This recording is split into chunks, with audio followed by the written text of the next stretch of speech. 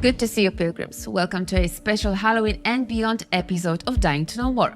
We'll be talking about scares and treats coming to Dying Light to Stay Human this spooky season. And we'll take a look behind the curtain and give you a glimpse into what's to come next year.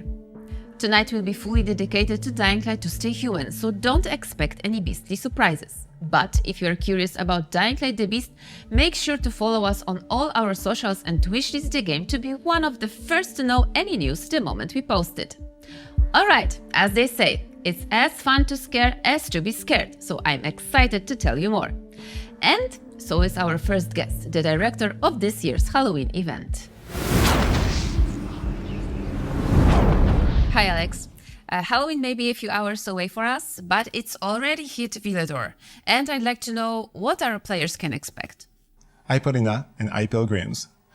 Everyone knows Halloween is really important event for us, so we really took our time to think about what would be the best way to bring it to Villador this year. So we thought, we have this place that the brave and the stupid are not coming back from. A place where the monsters are so bad that even your nightmare are not dreaming them up. I'm obviously talking about the tower. Pilgrims, welcome to Tower 8 Halloween Run. Each year, the curse of All Hallows Eve awakes an age-old evil. It preys upon survivors, especially in one place. The tower. With each floor, it becomes more and more dangerous. But this year, heroes of ages past are ready to vanquish this evil for good. Scarecrow, the banisher of omens and death. Van Aiden, the vampire killer. Plague, the slayer of sickness. And finally, Cursed Pirate, the buccaneer of beasts. Alone, they can be overwhelmed by the horrors that lurk there. But together, with each raid and death, their strength increases and they dominate floor after floor, unlocking new terrifying artifacts. So be careful out there tonight. After all, only the bravest of all can survive the Halloween run. Oh, that looks scarily fun. Why the tower? The tower offers us something that is different from what we have in Villador. It's closed down, it's claustrophobic, so it's a really great opportunity for us to have a different experience there, something that is wicked, fun, and scary at the same time. Perfect for Halloween. So what do we have there? So let's start at the beginning. First, Baka is back near the bazaar. Player will be able to get to him the moment they are finishing the prologue. So for new players, that means that they'll be able to get access to tower raid sooner than what they were doing before. Baka also has some bounties just for tower raid, so don't forget to activate them before jumping on a raid. Okay, so I talked to Baka, I picked up bounties, and now I am at the bulletin board, and what's next? Next, you can join a game from there. Obviously, remember, Tower Raid is first a co-op mode, so it's way better if you join with your friends or try to join others that are already there. Having some teammates to watch your back is really good idea there because the challenge is quite high. The other thing that is different compared to what we did in the open beta for Tower Raid is that this time players are not bringing their own inventory and equipment into it. Instead, they'll have to pick one of the 4 Halloween team characters that we have, and each one of those has its own loadouts and traits. That also means that for new players, they'll be able to jump in Tower Raid without any disadvantage, and the veteran player has the opportunity to try something different. Okay, so new loadouts means that I get to try something new.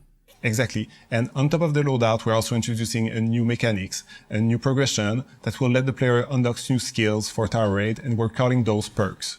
Perks, more on that later, but I need to know what's your favorite character? I think my favorite character is Plague. He's quick into the action, he's deliver bone-crushing blows, and he also has quite high stamina, so you're able to dodge your way out of troubles if you get into there. So it's a really nice hit-and-run character. It's a playstyle I quite enjoy. Okay, so I'll make sure to try him out. Coming back to perks, how perks and progression system work? So the first thing players need to know is that they'll die. They'll probably die a lot in Tower Raid. We think it's probably impossible to be able to complete it the first few times you're playing. But each time you play, you get stronger. You get some XP based on the number of floors that you cleared. And then you can get from backup perks that makes you stronger, allow them to get further in the tower, and so on until they are strong enough to reach the top, defeat the final challenge there, and complete it. Okay, so each mistake can be deadly, and I will need to start from the beginning, but I am getting stronger and stronger. Yes, that's the loop we're going for. On top of that, once you get in the tower, players will see that it looks different. We have new floor variations, we have new challenges, the way that we're using the enemies is different there. So, and obviously, because it's Halloween, we have a lot of decoration to celebrate the event. Okay, speaking of enemies, I'd love to know, are pumpkin tiles back? Yes, they're back. They're waiting in the corner to surprise the player, pounce on them, and try to finish them off. It's not the only special enemies that we have for Halloween. We have the witches and some other fews that I'll let the player discover when they play and see how scary they are. Yeah, that already sounds scary. But if I am brave enough, are there any rewards? Yes, there will be rewards for the player that are brave and skillful enough in the tower. Each time you play, you will receive some candies that you can use to buy items at Baka's shop. Baka has been stockpiling quite a lot of things over the years, so he has a lot of items to sell. That includes the items that we had in the previous years are still available there, so if you miss them, you'll be able to buy the Halloween mask, the trick-or-treat chocolate bars, and much more. And also for those that were part of the event last year, if you had treats that you didn't use, we'll convert part of them to give you a head start and give you a bit of candies when you start. But it's not just about the things from last year. We have new items that are really interesting. I think the most exciting one is the Van Eden bundle. There's everything in it. The outfit, the gear, the weapon, the crossbow, charm. Everything is there in Baka for player that played Tower Raid to be able to get. Okay, so it's definitely worth it. I can't wait to check out the event. Thank you very much, Alex, for joining me today. Yeah, thanks. So, if Tower Raid Halloween Run has got you excited but you don't have Dying Light to Stick Human, we got you covered. Right now you can grab the Reloaded edition with 60% off on all platforms. And we have new Twitch drops for you to grab. Check out Pilgrim Outpost for more info. And now it's time to talk about the future of Dying Light to Stick Human. But to do so, I need some help. So welcome Dying Light franchise director Timon and franchise executive producer Bruno. Hello guys. Hi Paulina. Hello. Hi Paulina. So 2025 will be a special year for us as we are celebrating 2 big anniversaries, right? Yes, special and exciting because we have the 10th anniversary of Dying Light 1. And to be honest, it's actually quite amazing that 10 years after the release of the game, there are still new players coming to Harran, exploring the city, discovering its secrets, slaying zombies there. I don't think we actually expected that when we released the game 10 years ago. On top of that, we also have the 3rd anniversary of Dying Light to Stay Human, so you can expect plenty of celebrations early next year. It's a little bit too early to talk about that. We don't want to spoil the party, but what we can talk about is what's going to happen this winter. Yes, so last year we celebrated the festive season with Gifts from Above, where we introduced airdrops as part of Winter Tales.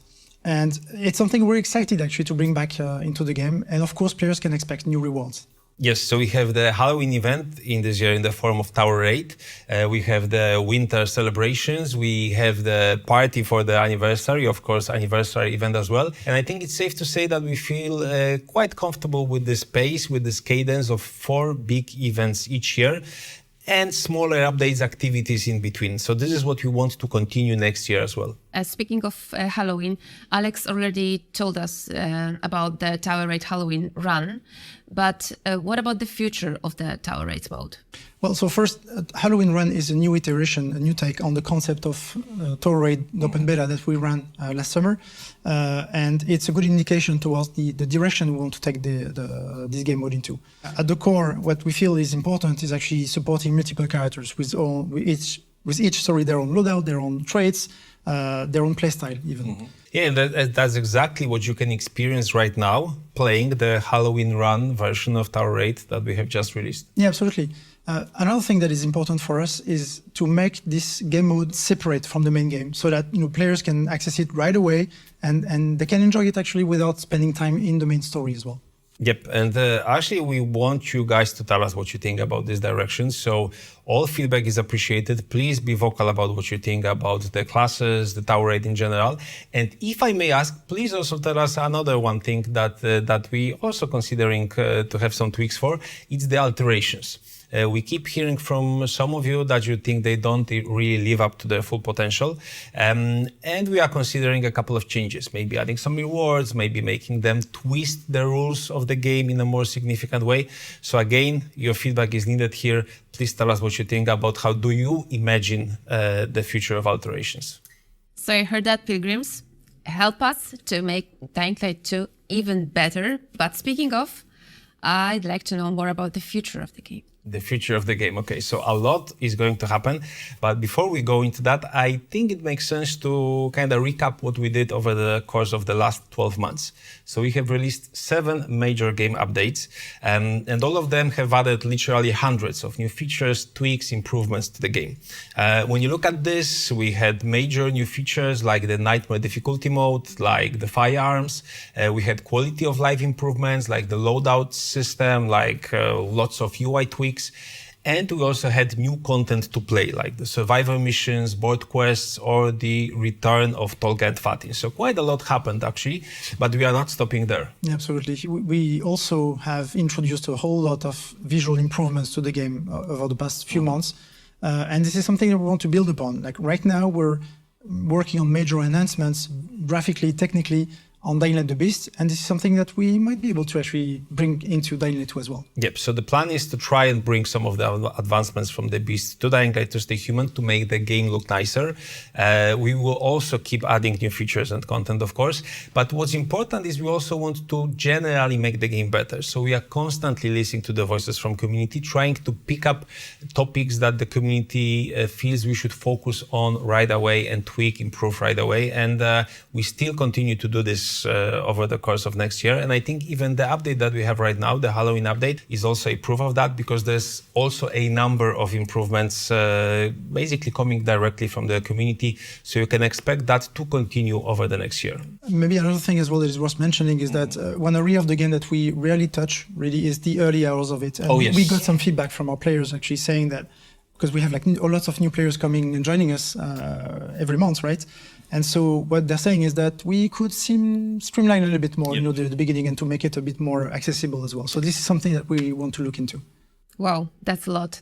But is there anything more that you would like to mention? Exactly, there's always something more. So maybe Bruno? Yes. Yeah, so it's a good moment to actually talk about our UGC plans, right? Because we feel like there's more potential and we can actually do more with it. And what we've done so far is actually teaming up with the most active group of modders and help them shape their content and address technical issues with the editor and so on, so that they can unleash their power. Exactly. We have very, very talented modders, map creators, and we want to support them to make whatever they do more premium. And actually, if you haven't visited the community map sections, I really advise you to do so, because there's quite a lot of new, interesting maps there. So this is also something that's going to continue next year, also by us adding more features to the dev tools and generally everything that happens around community maps. Bruno, Timon, any final words? Well, I think the only thing to say now is to address like a big thank you to all of you for being part of such an amazing community and to help us, make Dying Light better. Yes, exactly. It's an amazing journey for us. I hope it's an amazing journey for you as well. And you can expect quite a lot happening next year. We're just at the beginning of the process of revealing all of that. But you can definitely expect more information by the time the anniversary happens, or maybe even sooner than that. Thank you so much, guys, for joining me today and for sharing all of these details. Thank you, Paulina. Thank you, Paulina. And that's a wrap. Thank you for joining us for this episode of Dying to Know More. Good night, Pilgrims, and don't forget to stay human.